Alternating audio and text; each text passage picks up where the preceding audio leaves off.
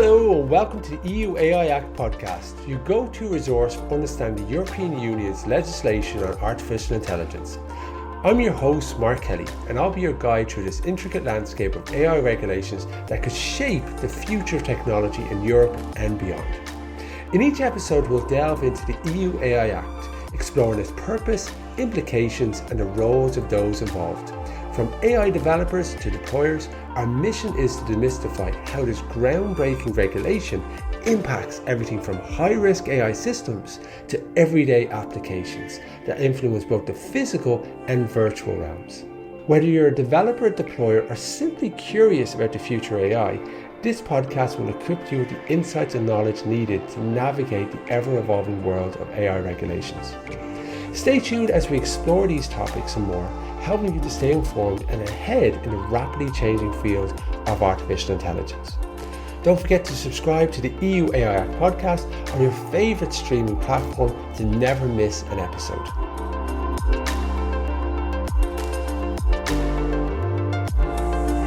Hello everyone, it's Mark Kelly here. I hope you're doing really well. I'm speaking with Gabriele Mazzini, Team Leader, AI Act, Director General, European Commission, also known as the Architect and Lead Author of the EU AI Act / MIT Fellow. And we're really happy to have Gabriele because today is the 11th of July and tomorrow the final text of the AI Act is expected to be published in the EU official journal, which happens tomorrow, the 12th of July. So the aim for this is you're probably listening to this a couple of days after that. So this podcast, I think, is very timely. And we're delighted to have Gabriele on the show. Gabriele, thank you very much for joining us on our podcast today. Thank you, Mark. It's a pleasure to be here with you. So before we kind of jump into your role and some of the work that you did on the EU AI Act, I think it's really important to maybe talk a little bit about your background first, particularly because you've kind of worked in a few different types of kind of startup environment, research. You've had, a kind of variety of different experiences that I think help shape you. And it's pretty important because you were architect and lead author of the EU AI Act. So I'd like to kind of get to know you as a person. It'd be great if you could tell me a little bit more about that. I've landed in this job after a varied path. So after my law school, so I have a law degree by background. I did a PhD in criminal law, and then I started working for the institutions. So first I worked for the Court of Justice, and then I worked at the European Parliament. And after a couple of years in the EU public service, I decided to go to the US, where I did a law degree at Harvard, and then I started working there for an international organization, so an NGO actually, dealing with international cooperation. But it was an interesting project led by Professor Jeff Sachs from Columbia University. And mostly, what I learned there, a couple of issues. So first of all, the impact of technology on how to deliver services to low-income countries. And second, I think it was really a startup-like environment. So small organization, very agile, very fast. And so that triggered my interest in technology. So then after finishing my job there, I spent a couple of other years in New York working for startups. And then I moved back to Brussels. And I had a keen interest in working at the intersection of law and technology. So I found the opportunity to work on AI and emerging technologies. I started back in 2017. It was not yet, AI was not yet a buzzword. We were talking a lot about big data, IoT, emerging technologies. But so that's really when the discussion around AI started. So it was really very timely for me to be back at the Commission at that time. When you look at, and I got into the world of AI kind of 2017, 2018, and the growth, I couldn't imagine it being so quick and so fast, and some of the impact it's having already is pretty phenomenal. Tell me a little bit about trying to create this act, why it was warranted, the reality of where do you start. And I can only imagine the word overwhelm doesn't do it any justice.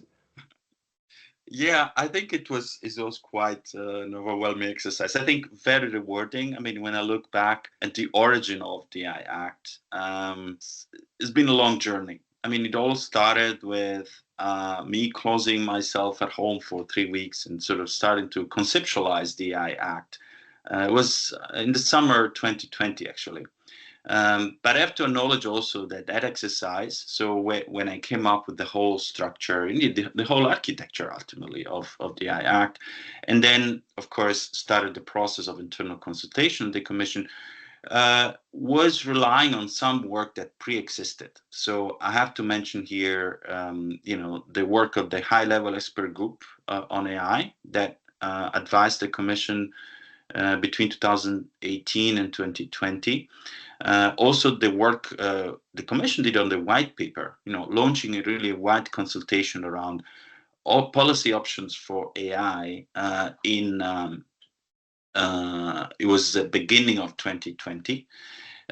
So indeed, when I was asked to really work on the legal framework, I still felt a huge responsibility and huge complexity, but I could rely on some of the work that had already been done before. So certainly that was extremely helpful. Just for people that are new to all this, could you just give a brief overview of the EU AI Act, what's its goals, its intentions? The EU AI Act I would say, is the first comprehensive legal framework on AI. When I say comprehensive, I mean it's a legal framework that is not just specifically regulating the use of AI in a certain area, in a certain sector, but really cuts across most sectors. So in that sense, we say it's a horizontal type of legislation. And that, I think, it's a novelty. So the fact that indeed, and to my knowledge, is kind of the first effort globally to really regulate AI that comprehensively. So that broadly, not just in a specific area, but really much more broadly. And so the main goal of that effort of the EU AI Act is to essentially make sure that AI systems that are placed in the EU market are trustworthy. So we talk about trustworthiness of AI system, meaning they can be trusted for working properly, for not being discriminatory, for being safe, for not affecting people's health. So that's fundamentally the idea, and we do that through a number of rules and provisions. It's overall quite a complex piece of legislation, but generally, let's say the goal is to ensure that AI systems on the EU market are compliant, respect fundamental rights, are safe. And when we look at some of the key terms of the Act, could you talk us through some of those key terms and what they are? For example, defining high risk systems or transparency requirements or accountability measures, the importance of kind of promoting trustworthy AI.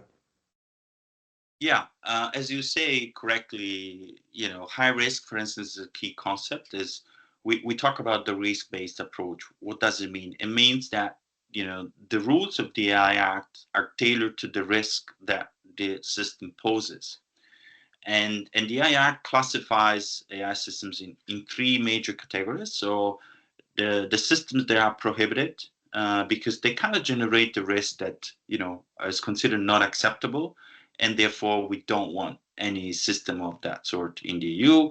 An example would be system for social scoring. The Commission proposal had foreseen 4 use cases, and the final legal text will have 8 use cases. So it's quite an extension there. Then the second criteria is about high risk. High risk means that the system poses indeed a risk that is considered, of course, important, but not to the point that it should be prohibited. So high risk AI systems are allowed, but subject to certain compliance obligations. Here we're dealing with systems that are safety components or products. Think, for instance, about medical devices or robots, due to the increasing digitalization of products, but also self-standing systems like recommender systems for banks around giving loans, or recommender systems that may be used to determine whether kids which school kids should go to. So essentially tools to assist humans in making decisions. So these systems are explicitly listed. They're also classified as high risk. And then finally, we have a third category of risk, where systems, the type of risk that the system poses primarily linked to the lack of transparency.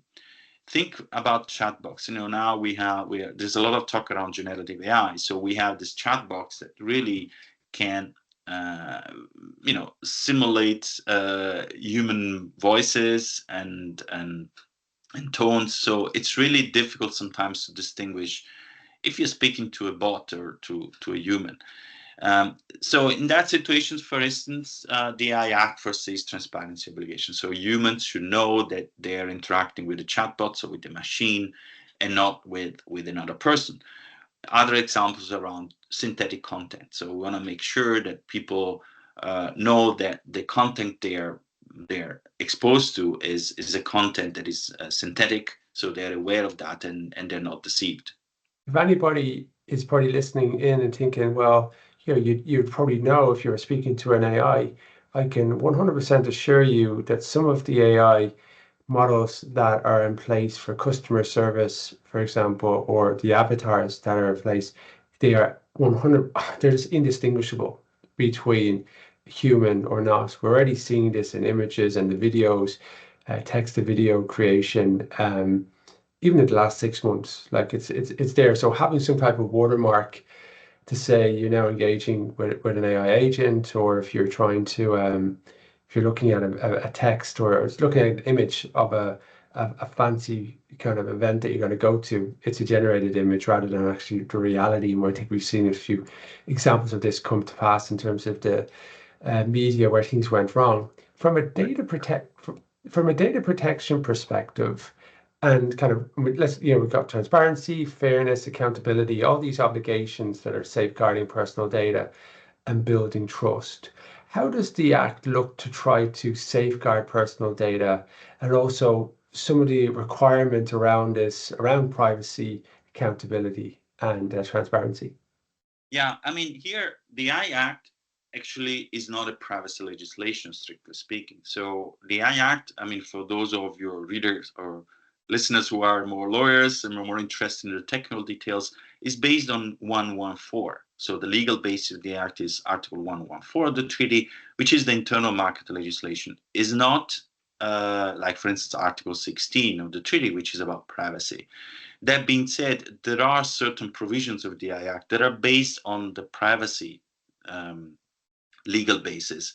Notably, when it comes, I mean, in the Commission proposal, it was about the remote biometric identification systems in public accessible spaces. So here, because the AI Act foresees a prohibition for the use of those systems, meaning to the extent, of course, they process personal data.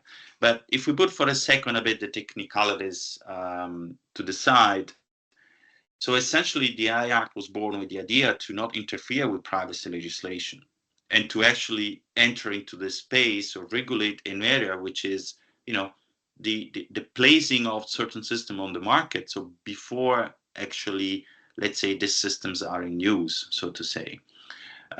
Simply for one very simple reason, is because indeed we already have privacy legislation in place, the GDPR, as well as the Law Enforcement Directive, which is the sister legislation specifically for the processing of personal data in the field of law enforcement. And this legislation remains fully applicable, whether it's about, let's say, how developers of AI collect personal data for the training of AI systems. And then, of course, they have to comply with all the principles around GDPR, including, of course, the proper legal basis and transparency and accountability. Or also when it comes to actually the use of AI systems by what is now called a deployer, or indeed a user of AI system. If let's say I am a public administration, or I'm a company using an AI in HR. Let's say I don't develop the system myself, but I kind of get it from someone else, but I use the system, right? So meaning I collect personal data that I then put into the system for the system providing me recommendations. So in that case, as a user of the AI system, I'm also subject to GDPR obligations. So because I collect personal data, which are then used to make recommendations. So in that sense, the AI Act does not want to interfere, with this legislation that is already applicable. Although ultimately, as a side note, I think the final version of the AI Act foresees certain obligations that indeed tend a bit to overlap with GDPR. How important is the role of human oversight in this EU AI governance for transparency and accountability and ultimately that kind of responsible AI advancement?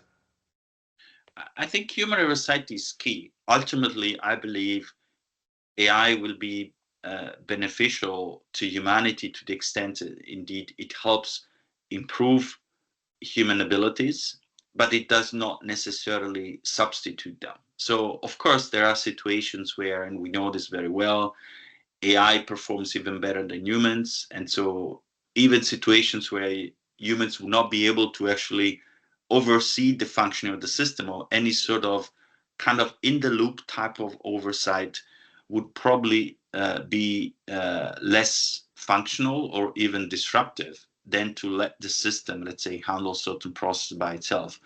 But in the broader scheme of things, I really believe that AI should serve us in improving our decision making, in improving our processes, but making sure that human intelligence remain involved. And so the AI Act foresees one specific requirements around human oversight, but that doesn't mean it's one size fits all. So indeed, depending on the application, that human oversight may take different forms, and I expect that to be fleshed out more in detail in the course of the standardization process, depending indeed on the type of application.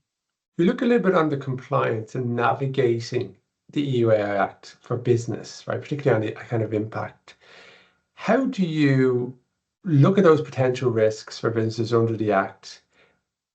Emphasizing compliance, risk assessment, transparency, innovation, ethics, and international cooperation. And then we know that non-compliance is going to lead to penalties, reputational damage. Is it also potentially not being able to sell your products or services in the European Union? Again, I'm not sure if that was something I just overheard or if that's actually a reality of you not being compliant. Yeah, I mean, the first thing, of course, that companies should do is to know what kind of systems they use. That's the first question, really. So you have to make sure that you're aware about the AI systems that are part of your production processes or service delivery, because you need to know what those systems are and what they're doing, right? So that's the first step. And the second step is, of course, understanding how those systems are impacted by the risk classification of the AI Act. So certain systems may even be prohibited. So, for instance, the final version of the AI Act foresees a prohibition for emotion recognition systems in the workplace and education institution unless there is a medical or safety reason. So, in principle, we see there indeed that there is certain systems that may be used today are actually outright prohibited. And that, of course, if you use a system that is prohibited, you're subject to sanctions. But certainly, the most relevant compliance burden is about high risk. So, because if you indeed use a system that is high risk, let's say use a system in HR to select resumes or to evaluate candidates or to even evaluate existing employees, um, then there is a good chance that that system is high risk. And if that system is high risk, whether you are a user, so if you're a user, meaning you're using a system that, or a deployer, that has been told to you, you still have certain obligations. So you have to make sure you use the system according to instructions of use. You have to make sure in certain cases you even do a fundamental rights impact assessment. You have to monitor the system for possible incidents. So even just as a user, you have obligations. But if you are a provider, so you're actually placing that system on the market and selling to someone else, you have quite more significant obligations. As we said, you have to ensure compliance with the requirements. So, for instance, around data sets, around documentation, transparency, human oversight, robustness, and ensure ex ante conformity assessment. So, before you actually sell the system, you have to ensure that you have undergone the process of evaluating that conformity.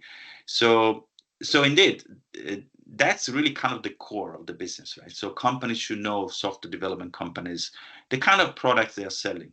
So, but that's certainly very important. They know whether their product is going to be classified as high risk or not. So it's really about, understanding very well the risk classification levels. We delve a little bit deeper. Just if we were looking at this now, how do you evolve because everything is moving so quickly?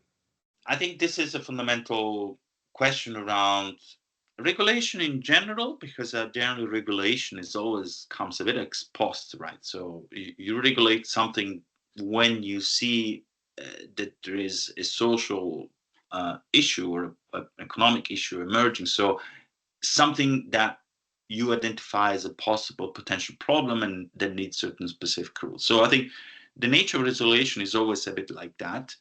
And of course, when it comes to technology that evolves very fast, this creates an additional layer of complexity, because the pace at which regulation advances is certainly not the same pace of technology. And partly should be like that because regulation is the subject of a democratic process, right? So we want to make sure that everyone agrees or has a say, and this takes time.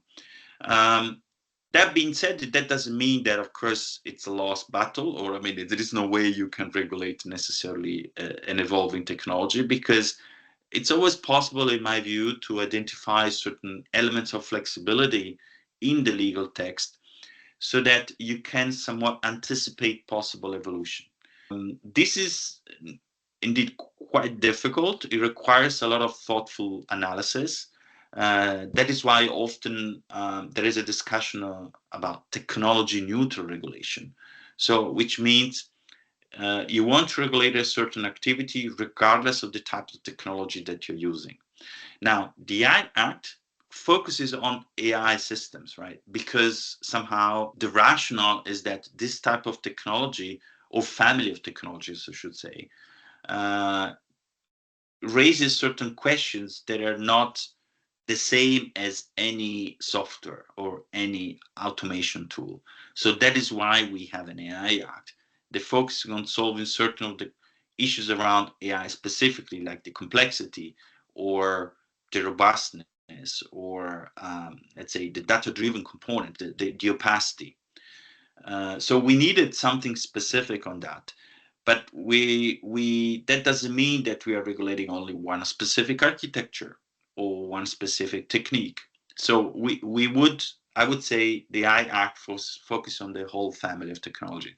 So in principle, any evolution of the technology that also would, you know, meet certain characteristics, as I just said, in terms of transparency, for instance, or opacity and so on, would be captures also in the future. But I acknowledge that this is not an easy task, and but that is why in some cases the text can be seen also relatively vague, because it requires a little bit of adaptation over the course of time.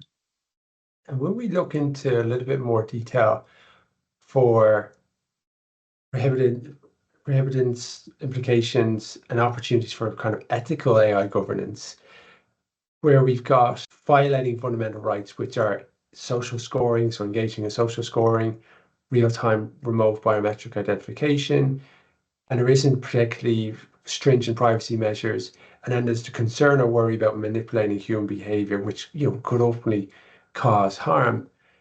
How do you see this playing out between industries that are reliant on some of these systems, then adapting, and then also having that innovation? Because I remember interviewing Sebastian, and what he said, Sebastian Hellisman, what he said to me was, people have to remember that this is about risk mitigation. It isn't necessarily about trying to get the balance between innovation and regulation right. And I don't know if that's a fair comment or not, but how do you kind of see that playing out in reality? Um, well, I think it's also about a balance, in my view. One of the stated objectives of the AI Act is not only indeed to make sure that we kind of mitigate and address or even eliminate in certain cases risk that we as a society don't like, right? But also it's also about ensuring common conditions for the marketing of AI products.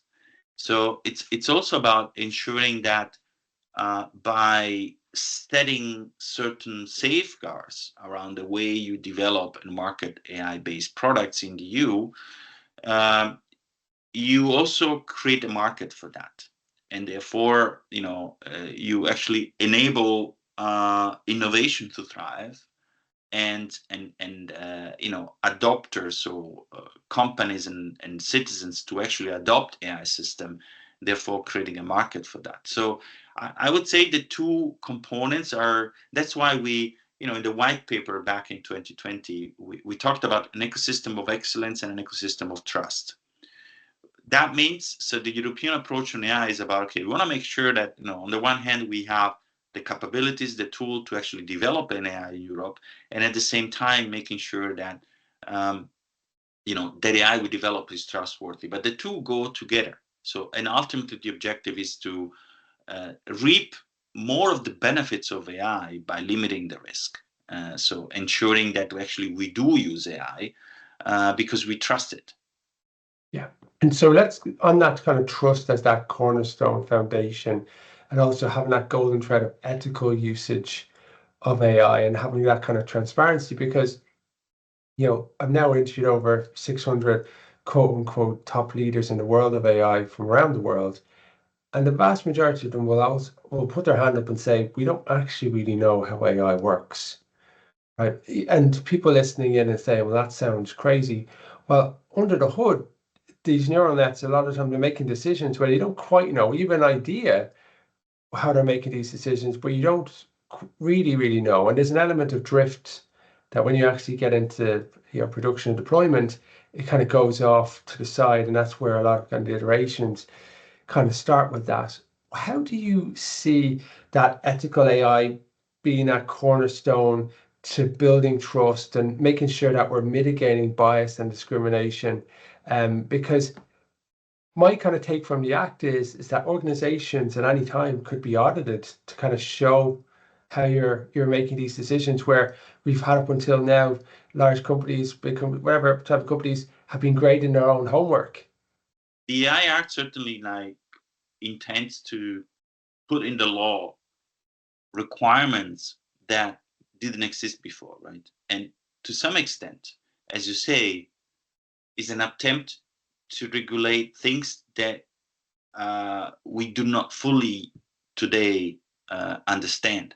I mean, to the detail. But that's partly the challenge and the need, in the sense that if we want to have, if we actually, the market, we see those systems entering the market, and we see this technology evolving. I mean, not fully transparent, perhaps, not fully explainable, but these systems are being used. It's important to set some guardrails, so that even though we do not know yet exactly how do we make sure that this, the technology is explainable, how do we make sure that people are not discriminated, but we need to kind of set the bar high in some sense. And I think part of the criticism also that was raised when the commission issued the proposal is that certain requirements are not, technically either feasible or easy to implement. And then I see that point. I do not deny that. But in a way, to the extent that was necessary to ensure that, we make a step forward in having AI systems that are trustworthy, I think there is a value in having, a legal framework that indeed sets an objective, including for the technical communities to really invest in certain research agenda to find solutions. And that is why, actually, going back a bit to some of the initial choices that I made, was to rely on a type of framework which is the so-called new legislative framework, where you have the law that sets certain legal requirements, like somewhat high-level legal requirements around data, around robustness, but then you let the technical communities come up with the technical specifications, with the technical solutions to actually operationalize those legal requirements. Because indeed, you want the technical solutions to be always state of the art, that can actually evolve faster than the legislation. And again, we'll have this in less than 24 hours, but how does the final text of the AI Act depart from maybe your initial thinking from the Commission proposal? And how do you evaluate those possible changes? Yeah, personally, really on a personal note, initially I would have liked to see the AI Act having basically focusing on overall, let's say, governance and substantive requirements. So really, what is that we need to know to be sure to have for AI systems to be trustworthy? What kind of substantive requirements we need to have them in place? Because as I just said, I was aware from day one that not all solutions were ready at the time. So we know the importance of proper data sets. We know the importance of AI systems to be robust. We know the importance of AI systems to be transparent. But that doesn't mean that we know today how to do it, right? Or necessarily all of them. So for me, it was important to really focus on what the most essential substantive requirements, and then start working already on that, and as well create a governance system, to make sure that we know who does what. So very clear also enforcement structure. I would have personally preferred more limited scope of application, like for instance when it comes to high risk of prohibitions, because this is where, in my view, we should have evolved a bit the legal text of the scope, depending on uh, first the emergence of issues. So do we have issues in AI used in the financial sector as opposed to in the law enforcement sector, and also the technological evolution.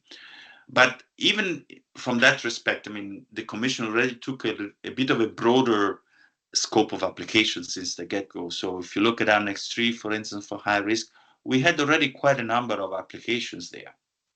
But then if we look a bit further to the changes that were made, so I think one very important change compared to the Commission proposal was the extension of the scope of the AI Act from, let's say, end-use AI systems. So indeed, the AI Act in the Commission proposal focused on AI systems based on their intended purpose, and indeed, as we said before, they're regulated based on the risk they pose.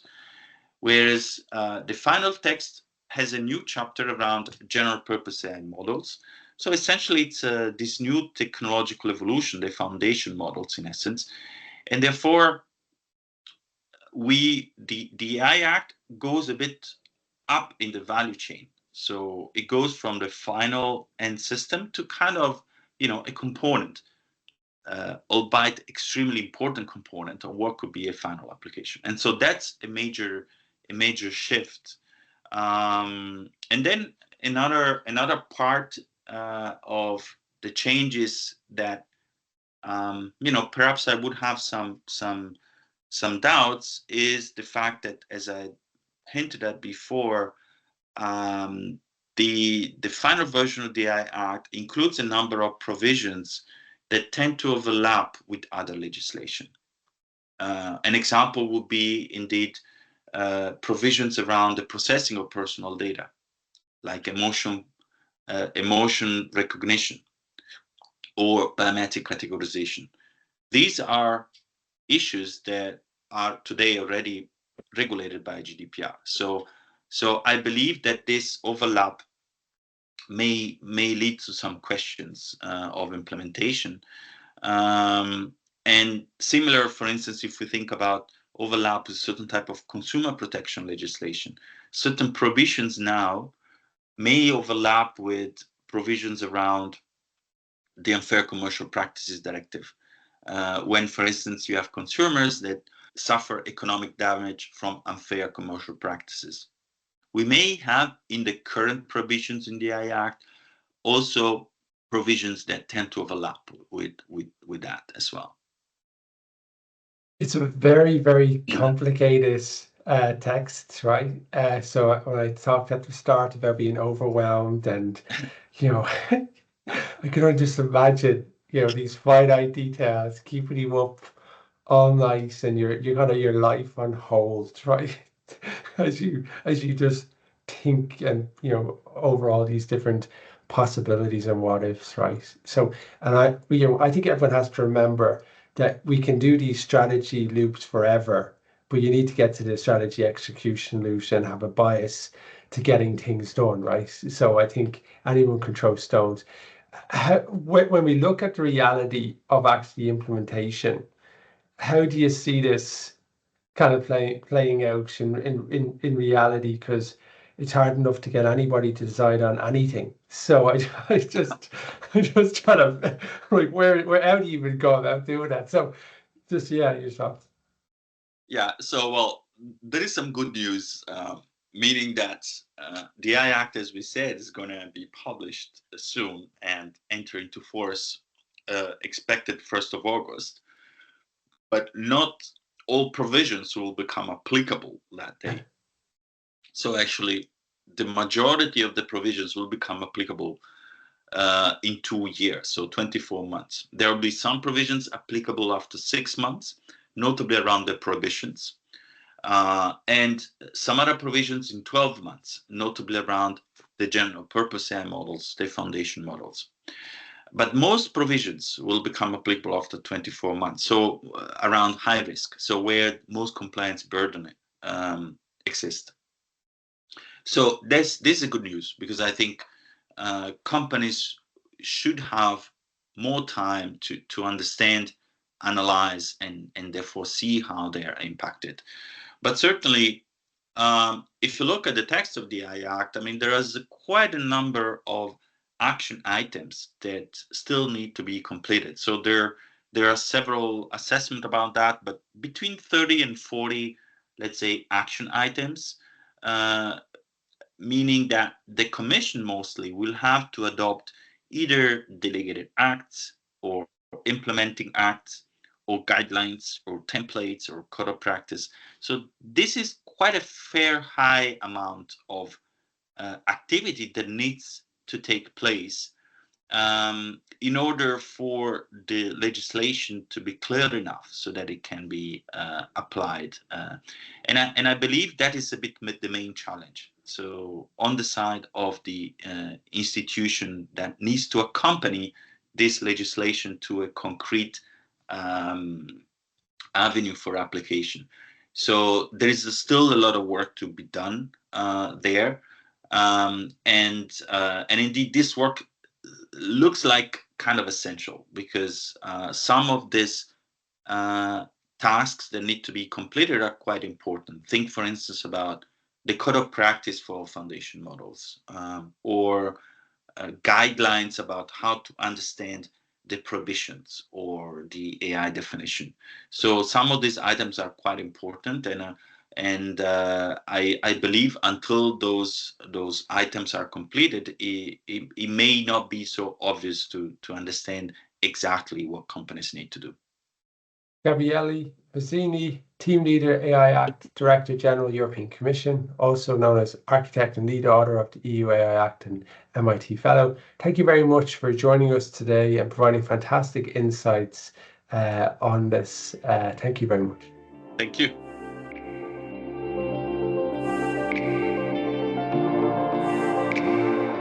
If you're as passionate about the intersection of AI and regulation as we are, then you'll want to dive deeper. That's why I'm excited to introduce the EU AI Act online course. This comprehensive course is designed to arm you with a thorough understanding of the EU AI Act and its implications across industries. Whether you're an attorney, a compliance officer, a developer, an executive, or a regulator, this course is everything you need to navigate the complexities of AI regulations. Over 3 hours of on-demand video and 6 detailed articles of ways, all accessible forever on any device, be it your phone, tablet, or TV. Enroll today to secure unlimited access and take the first steps towards mastering the intricacies of AI regulation. Just visit courses-ai.com to get started and stay ahead of the curve and understand the impact and lead with confidence in the age of AI. Don't miss out, your deep dive into the EU AI Act starts here.